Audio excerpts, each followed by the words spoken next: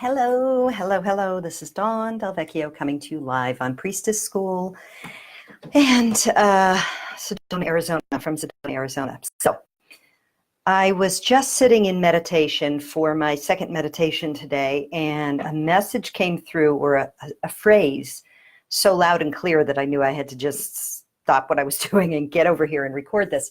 So the theme: anchors, triggers, and navigating the holiday season. So this video is really about how we, as awakening feminine leaders, as awakening humans, as women and some men who watch this as well, intent on a conscious evolutionary path, navigate the embedded anchors and triggers in our respective cultures that want to keep us asleep, reactive, automated in our responses to things. So we know that, at least in the Western world, in the Christian world, let's say, but even in all parts of the world where we celebrate New Year's, but particularly, I would say, in the Christian world and in America, consumerist America, this whole Christmas thing has become, for quite a long time, a consumerist frenzy that has nothing to do with the ancient origins of this season of the year, which is the rebirth of the light. So in the Northern Hemisphere, we know that at the winter solstice, which is just a few days before Christmas, we have the longest night of the year and the shortest day of the year. And after that, the light begins to grow again. It's the rebirth of the sun god, or the sun king, if you will. It's the rebirth of the Christed consciousness, the luminous light of the divine. This is the true meaning of this time of the year.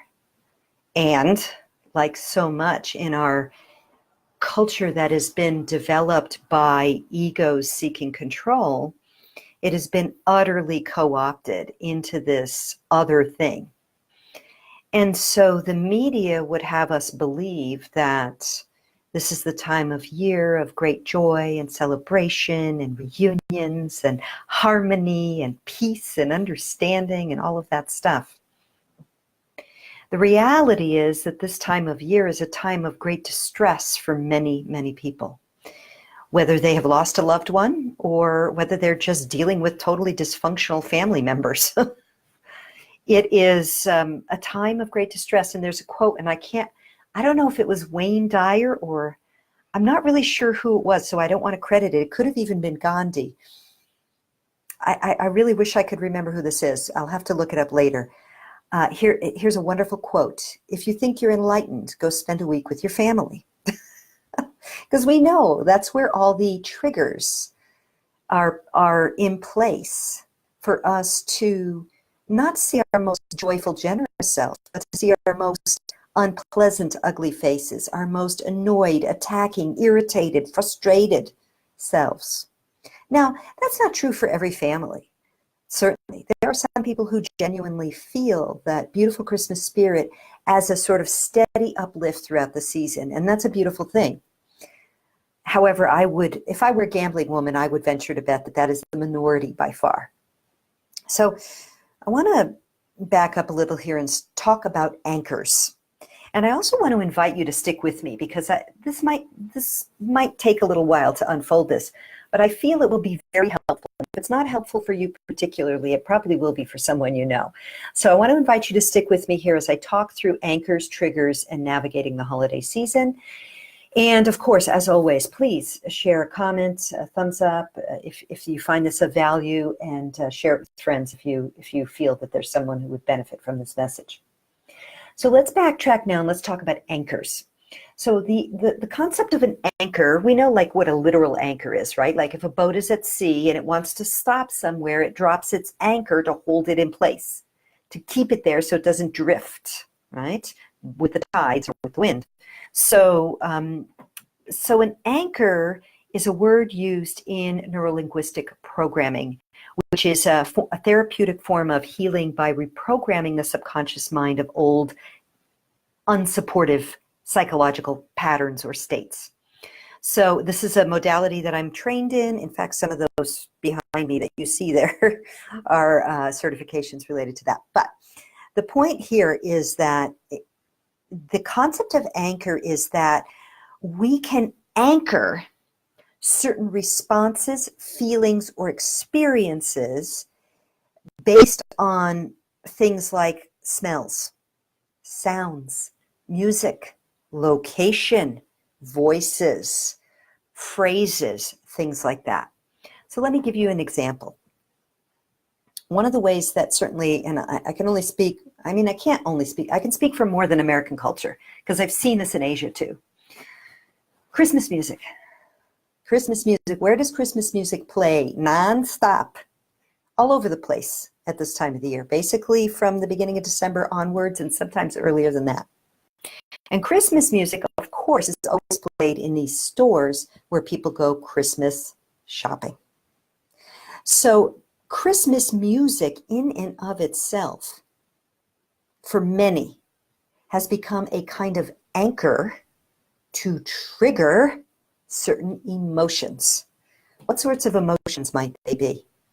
Well, on the positive side, they could be like, oh, it's the most wonderful time of the year. I'm going to go to the store and I'm going to buy all my loved ones presents. And it's so joyful, and I'll have them wrapped and it'll be lovely.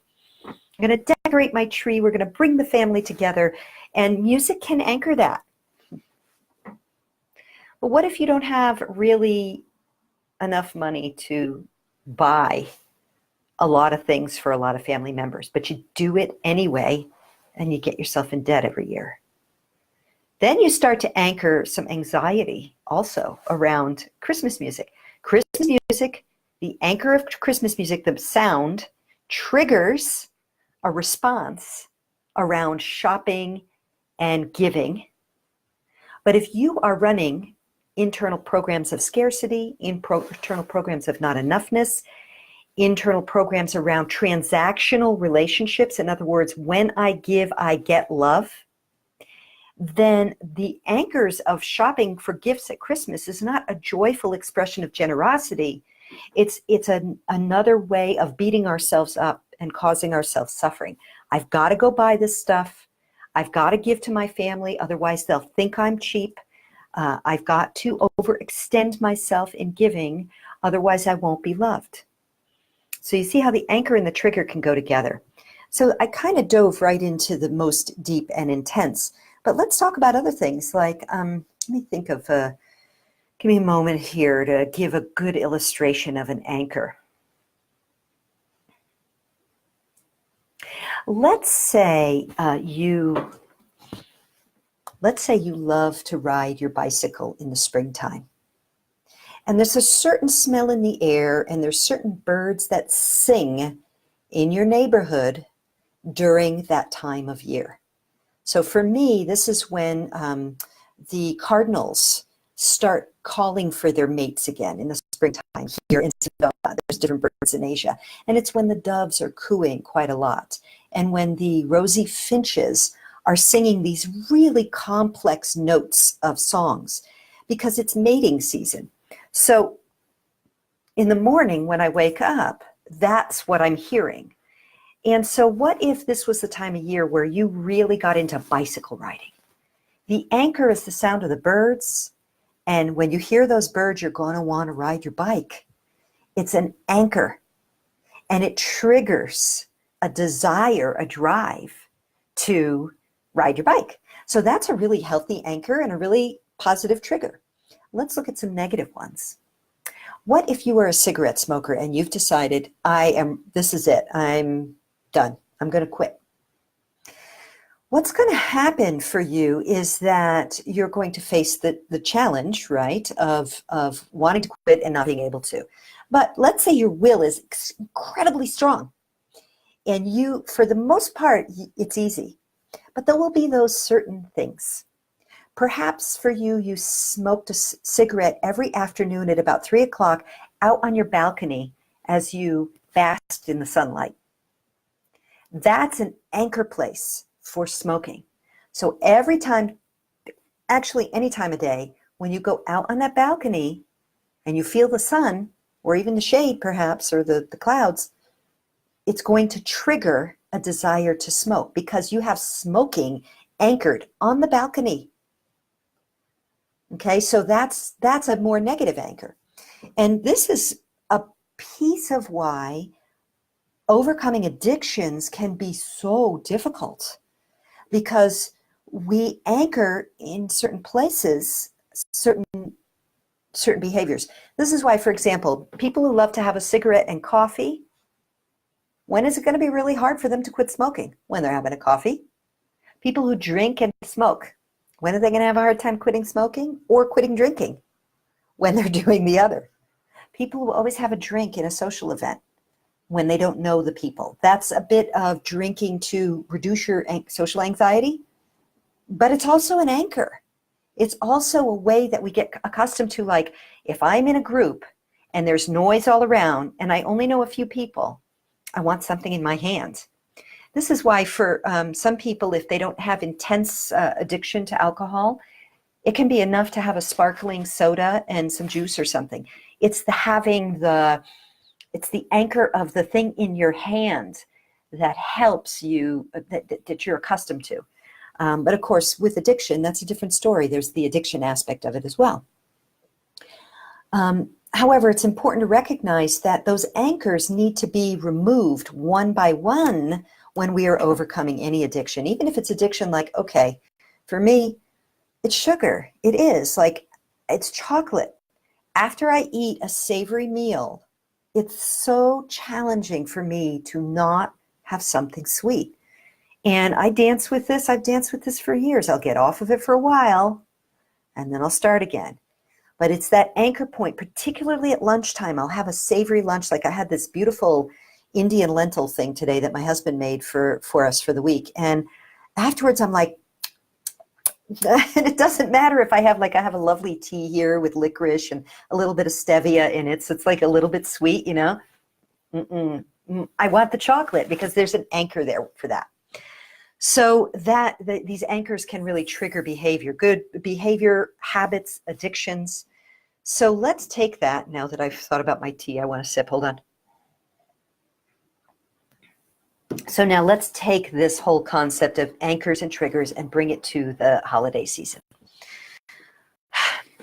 How many of us get really hooked into our obligations at this time rather than the joy of celebration? Just really tune into yourself and really feel in, what am I doing that I'm doing because of the love and the joy? And what am I doing because I feel I will be judged, criticized, or looked at askance if I don't do it? These are important questions to ask because, particularly, again, in American culture particularly, but I'd be curious to hear from you if you're from another culture. There's so much anchoring of consumerism in this culture around the holidays that it becomes extremely difficult to ignore or disregard. So even if you feel like, I don't really resonate with Christmas, it's not my thing, I'm a Buddhist or I'm a Hindu or I'm whatever it is, a chosen other religion, if it's in the culture, your whole family may still put a tremendous amount of pressure on you. Like, what do you mean you're not coming for Christmas? What do you mean you're not buying presents? What do you mean you don't want us to buy presents? What do you mean you're not baking those cookies this year? So just really notice where the holiday season is laden with anchors and triggers for you. And then the question is, how do you navigate it? Another layer of this is the old dysfunctional patterns in families. So if you know that going to a family event, and shoot, I mean, it could be a work event for that matter if you've worked at the same company for a long time, and it's going to be a shit show because so-and-so is going to get drunk, or so-and-so is going to get triggered, or so-and-so is going to act up, and it's going to be the same old thing, and people are going to be walking on eggshells, or whatever it is. Really ask yourself, do I need to be there? And if I need to be there, how can I make a different choice to navigate this period of time so that I don't go back into the old dance with that pattern, with those triggers? So this is going to require some discipline on your part if, in fact, this is what you're looking at. This can also be true if you're alone in the holidays. The holidays can be a time of great sadness for people if they've lost a loved one, if they don't have a family, if they're longing for their soulmate or twin flame and that hasn't come about yet. This can be a time of deep sadness and remorse. And all of these, whatever the circumstances are, these are all ways that we can be triggered into habituated patterns of thinking that spiral us down into old negativeness, basically. So we have to become, I would say, vigilant with our thoughts, vigilant with our intention, and vigilant with our capacity to choose consciously to change the direction of our thoughts when we catch ourselves going into the old patterns. So navigating the holidays is not so much about dodging the bullets of Aunt Mary, who's a chronic biatch by day two. It's really about you getting deeply connected with your own mind's patternings and presencing with your own willingness to love yourself, warts and all, to love your mistakes, to love yourself and forgive yourself when you do catch yourself going down that pattern. Oh boy, there goes Uncle Joe again. You know, whatever it is, you know, playing penny poker and ripping off my cousins, you know, whatever it is. And instead of letting the mind spiral downward, catch yourself, say, oh, and there goes me again, going into my old judgment and attack patterns silently in my mind, or my old resentments, or my own sadnesses, or that old story I tell about the time I had Christmas with my ex-husband and it was so beautiful and now he's not here anymore and woe is me. All of these things are choices we make. And if you saw my last video, you saw I was talking about taking the past, bringing it to the present in order to project in the future more unhappiness. So when I talk about navigating the holidays right now, this is what I'm talking about. I'm really talking about you bringing a level of compassion, first of all, to yourself and to the foibles of family members or whatever, your choices in the past. So bring that compassion and then bring presence of mind to the thoughts you are activating, to the memories you're activating, to the anchors that you are permitting to let you be unconsciously triggered.